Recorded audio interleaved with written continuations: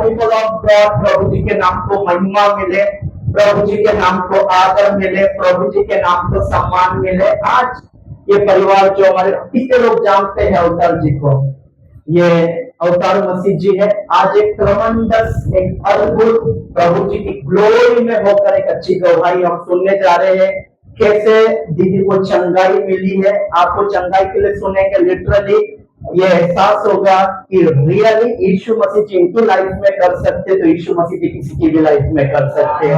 आमीन, हालेलुया। इनकी गवाही को हम सुनने जा रहे हैं उन्हीं के मुख से। आप लोग तैयार हैं?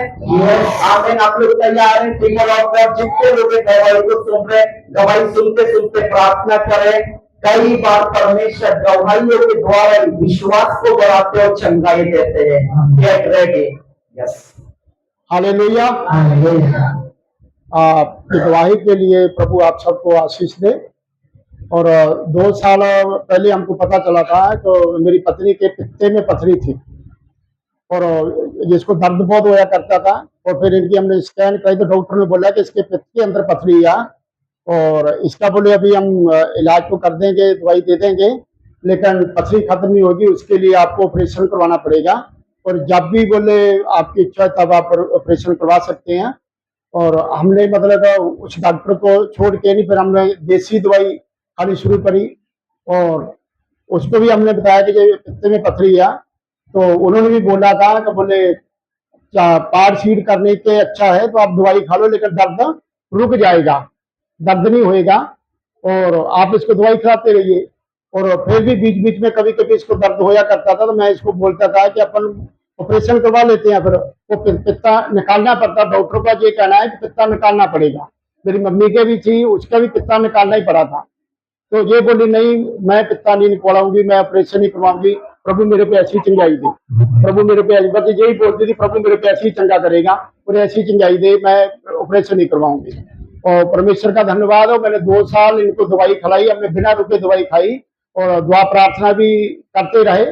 और यहाँ मैं सहारनपुर में था, यूपी में, उस समय एक प्रभु भोज पे मैंने एक गीत को गाया था, जानी बीमारी यीशु दा लहू आ गया। तो उस समय मैंने ये घोषणा भी करी थी, जितने भी लोग मतलब इस गीत को विश्वास के साथ लेंगे और वो चंगे जरूर होंगे, तो कभी ना कभी प्रभु उनको चंगाई देगा। और फिर जब यहाँ उज्जैन में आए तो हमने पास्टर जी को फोन किया था कि हम उज्जैन आ गए हैं और हम यहाँ शिफ्ट हो गए हैं। तो ये पास्टर है, यहाँ पे शिफ्ट हुए कितने समय हो गए हैं? अभी हमको 1 महीना हुआ।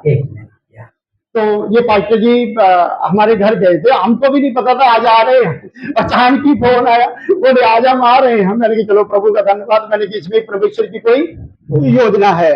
और ये हमारे घर गए, दुआ प्रार्थना करी और उसके बाद में कुछ समय के दिनों के बाद में ये बोली कि मैं तो सोनोग्राफी कराऊंगी, मेरे को दर्द होता है यहाँ।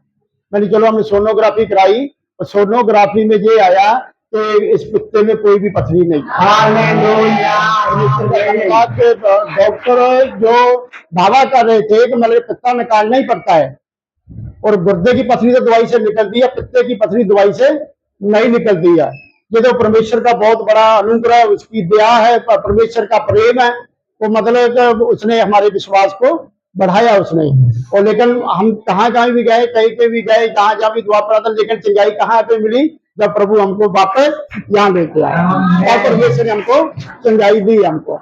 और वास्तव में जब बुधवार को पास्टर जी गए थे उज्जैन में, वहां भी जो प्रचार हुआ था, तो परमेश्वर ने एक स्थान रखा हुआ, एक जगह रखी हुई है आशीष देने के लिए, ब्लेस करने के लिए, जहाँ पर चंगाई देने के लिए। तो ये हमारे लिए तो यही स्थान था कि प्रभु ने चंगाई हमको यहीं आके मिलनी थी। इस वजह से परमेश्वर का बहुत धन्यवाद। आप लोग सबको प्रभु आशीष दें।